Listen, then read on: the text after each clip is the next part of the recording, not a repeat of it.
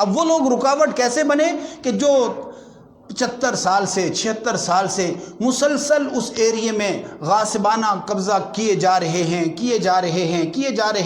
یہاں تک کہ 2 ایریے، ایک غزہ ہے اور ایک اس کے شمال میں ہے، یہ 2 ایریے رہ گئے مسلمانوں کے پاس۔ اب بھی مسلمان اور بعض سمجھدار لوگ کہتے ہیں کہ ان کو خاموش رہنا چاہیے، مطلب یہ ہے کہ اگلے 2-4 سال میں ان کو بھی ترنوالا سمجھ کر کے وہ سائیڈ پہ کر دیں اور پورا فلسطین اسرائیل کے ہاتھ میں چلا جائے، لوگ یہ سمجھتے ہیں۔ حالانکہ ایسا نہیں، مسلمان جو اب نکلے ہیں وہاں پر، وہ اسی بنا پر نکلے ہیں کہ ہمارا ایک مشن ہے، ایک کاز ہے کہ اب بھی اگر ہم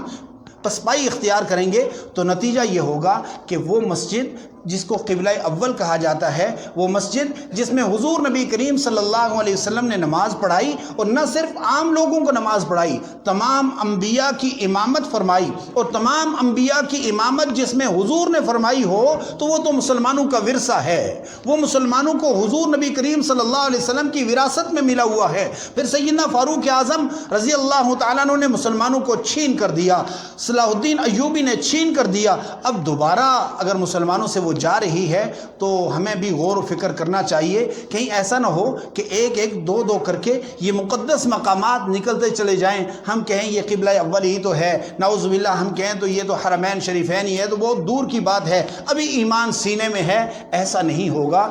جب بھی مراکز کسی غیر کے قبضے میں آ جاتے ہیں، یاد رکھیے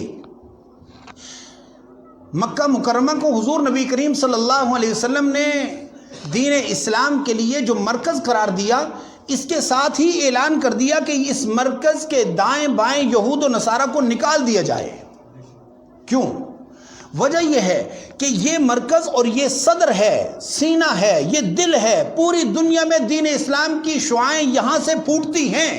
یہاں پر اگر ملاوٹ ہوئی، یہاں پر اگر کوئی تخریب کاری اور سازش ہوئی تو پوری دنیا میں سازشیں پھیلیں گی، لہٰذا اس کو صاف کر لیا جائے۔ صحابہ کرام نے صاف کر دیا، جب تک وہاں پر غیر کا تسلط نہیں تھا کوئی سازش نہیں، سارے مسلمان یکجاں تھے، اور جب سے وہاں پر غیروں کا تسلط شروع ہے، ان کی سازشیں شروع ہیں، ان کی ایما پر کام ہو رہے ہیں، اب آہستہ آہستہ پورا جسم مفلوج ہوتا چلا جا رہا ہے امت مسلمہ کا یہ جو جسم ہے یہ اس سینے کے ساتھ مکہ اور مدینے کے ساتھ جڑا ہوا ہے۔ اگر وہ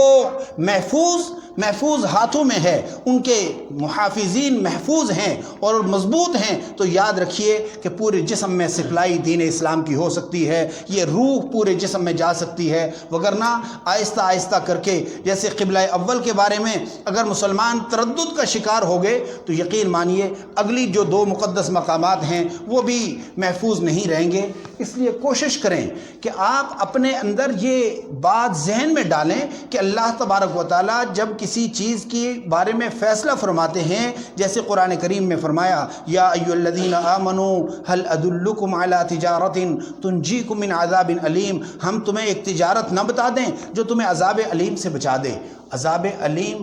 جو آخرت والا عذاب علیم ہے وہ تو ہے ہی ہے۔ اس جہان میں ایک چیز اللہ بتا رہے ہیں جو عذاب علیم سے، دردناک عذاب سے بچانے والی ہے، وہ کون سی ہے؟ وہ جہاد ہے۔ مسلمان اگر جہاد کو سنبھال لیں تو یقین مانیے یہ جو سسک کر مرنا ہے، یہ اذیت ناک اموات ہیں، یہ جو عمارتیں ڈھانا ہے، یہ جو مسلمانوں پر حملے ہیں، یہ از خود ہی ختم ہو جائیں گے اگر مسلمانوں کے اندر یہ جرت پیدا ہو جائے۔ فرمایا تؤمنون باللہ ورسولہ وتجاہدون فی سبیل اللہ باموالکم وانفسکم، تم اللہ پر، اللہ کے رسول پر اور آخرت کے دن پر ایمان لاتے ہو، اور تجاہدون فی سبیل اللہ، اور اللہ تبارک و تعالیٰ کے رستے میں تم جہاد کرتے ہو جانوں سے، مال سے، ذالکم خیر لکم ان کنتم تعلمون، یہ بہت اچھا انداز ہے اگر تم سمجھ جاؤ۔ دعا فرمائیں کہ اللہ تبارک و تعالیٰ امت مسلمہ کو شعور اور بیداری نصیب فرما دیں اور دوبارہ سے اپنے قدموں پر کھڑے ہونے کی توفیق نصیب فرما دیں۔ وآخر دعوانا ان الحمدللہ رب العالمین۔ قل يا عبادي الذين أسرفوا على أنفسهم لا تقنطوا من رحمة الله